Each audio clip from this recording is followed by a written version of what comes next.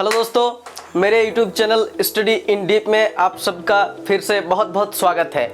आज हम इस वीडियो पर देखेंगे कि पूरे मुग़ल डायनेस्टी में बाबर से लेकर बहादुर शाह जफ़र तक कौन कौन से शासक आए और उन्होंने कब अपनी गद्दी पर बैठे और कब उनकी मौत हो गई, और उनके बाद कौन कौन से शासक आए और उन सभी का पूरा नाम आज हम इस वीडियो पर जानेंगे। तो जैसा कि हमने अगले वीडियोस में मुग़ल डायनेस्टी की शुरुआत कैसे हुई थी वो हमने बताया है। तो अगर आपने अभी तक वो वीडियो नहीं देखा है तो डिस्क्रिप्शन में उस वीडियो का लिंक है, आप जाके ज़रूर देखिए। और अब तक आपने हमारे चैनल को सब्सक्राइब नहीं किया है तो सब्सक्राइब ज़रूर कीजिए। तो दोस्तों शुरू करते हैं आज की वीडियो। दोस्तों, मुग़ल डायनेस्टी का प्रतिष्ठा किया था बाबर ने। तो बाबर के बारे में हमने अगले वीडियो में बहुत सारी बातें बताई है कि वो कैसे इंडिया आए और कैसे अपना भारत में अपना राज किया उन्होंने, और उनके बाद हमने हुमायूं के बारे में भी बताया है। तो बाबर 1526 से लेकर 1530 तक दिल्ली के गद्दी पर बैठा था और उनके मौत के बाद आया 1530 में हुमायूं। लेकिन हुमायूं को 1539 में शेर शाह ने हरा दिया। शेर खान के बारे में भी हमने अगले वीडियो में बहुत बात किया है और उन्होंने किस युद्ध में हुमायूं को हराया था वो उस वीडियो में है, आप ज़रूर जाके देखिएगा। तो हुमायूं को हराने के बाद शेर शाह ने सूरी डायनेस्टी की स्थापना की थी और उनके बाद 1555 तक सूरी डायनेस्टी चली और 1555 में फिर हुमायूं इराक से आए और दिल्ली के सल्तनत पर अपना राज किया और 1555 से 1556 तक अपना राज किया। और उनके बाद आगे उनके बेटे अकबर, जो कि 1556 से लेकर 1605 तक अपना राज किया। अकबर का पूरा नाम था अबुल फतह जलालुद्दीन मोहम्मद अकबर। तो दोस्तों, जैसा कि आप देख रहे हैं कि अकबर का पूरा नाम यहाँ हमने लिखा है कि अबुल फतह जलालुद्दीन मोहम्मद अकबर, ये अकबर का पूरा नाम है। और अकबर ने 1556 से लेकर 1605 तक अपना राज किया और उनके बाद आए उनके बेटे जहांगीर, जिन्हें बहुत लोग सलीम भी कहते हैं लेकिन वो जहांगीर के नाम से मशहूर हुए।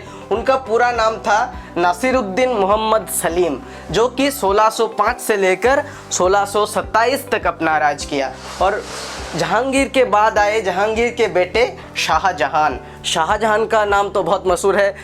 बहुत लोग कहते हैं कि ताजमहल उन्होंने बनाया, इसके ऊपर कंट्रोवर्सी है, बाद में इस पर बात करेंगे। तो शाहजहां 1628 से 1658 तक अपना राज किया। उनका पूरा नाम था शहाबुद्दीन मोहम्मद खुर्रम। तो शाहजहां के बाद आए उनके बेटे औरंगज़ेब के बारे में हम बताएंगे जब हम शिवाजी के बारे में बताएंगे, तब अगले वीडियो में जब आएगा तो आप वहाँ पे औरंगज़ेब देखेंगे। तो ये औरंगज़ेब 1658 से लेकर 1707 तक अपना राज किया और 1707 में औरंगज़ेब की मौत हो गई और इसके साथ ही मुग़ल डायनेस्टी बहुत दुर्बल हो गया और उनका जो सल्तनत था वो धीरे धीरे ख़त्म होता गया। और औरंगज़ेब का पूरा नाम था मुहीउद्दीन मोहम्मद और उनका एक और नाम था आलमगीर, जो फतवाए आलमगीर नाम के उन्होंने एक फतवा जारी किया था जिसमें पूरा मुग़ल कानून व्यवस्था लिखा हुआ है। तो दोस्तों, औरंगज़ेब के बाद आए शाह आलम पहला, जो कि 1707 से लेकर 1712 तक अपना राज किया। और उनके बाद आए जहादर शाह, जो कि 1712 से लेकर 1213 तक ही राज कर पाए, क्योंकि उन्हें 1213 में फारूक शेर ने मर्डर कर दिया था और इसीलिए 1213 में ही उनकी जहादर शाह की मौत हो गई। और उनके बाद फारूक शेर, जो कि एम्परर बन गए, मुग़ल एम्परर। फारूक शेर ने 1713 से लेकर 1719 तक अपना राज किया। फारूक शेर के बारे में हम जब ब्रिटिश इंडिया पढ़ेंगे तब बात करेंगे, क्योंकि फारूक शेर ने ब्रिटिशों को फरमान जारी किया था ब्रिटिशों के लिए, और उसके बदौलत उन्होंने जो बंगाल, बिहार और उड़ीसा है वहाँ से वो टैक्स वसूल करते थे। तो फारूक शेर का पूरा नाम इतना बड़ा है कि शायद बताते बताते मेरे दांत टूट जाए। तो देखते हैं कितना बड़ा नाम है। उनका पूरा नाम है अबुल मुजफ्फर मुइनुद्दीन मोहम्मद शाह फारुखशियर अलीम अकबर सानी वाला शाह बादशाह ई बहार उ बार। और उनका एक और नाम है जो कि छोटा है, तो वो है शाहिद ई मजलूम।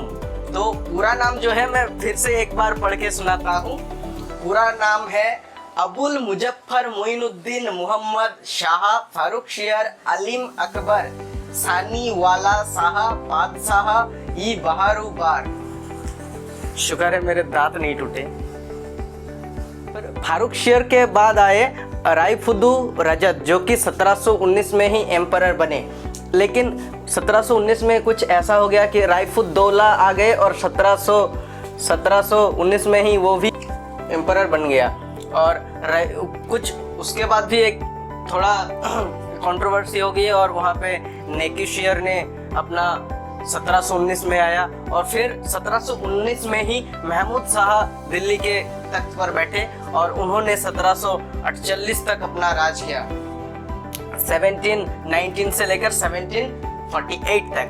और महमूद शाह के बाद आए अहमद शाह जो कि 1748 से 1754 तक अपना शासन चलाया।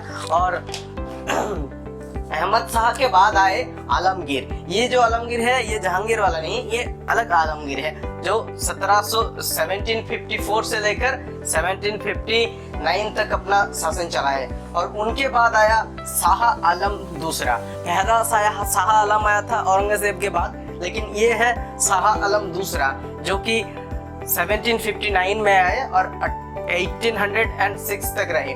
और यहाँ पे एक देखने की बात है कि ये जो शाह आलम दूसरा है, इन्होंने ब्रिटिशों के खिलाफ बक्सर का जो युद्ध हुआ था वो लड़ा था। बक्सर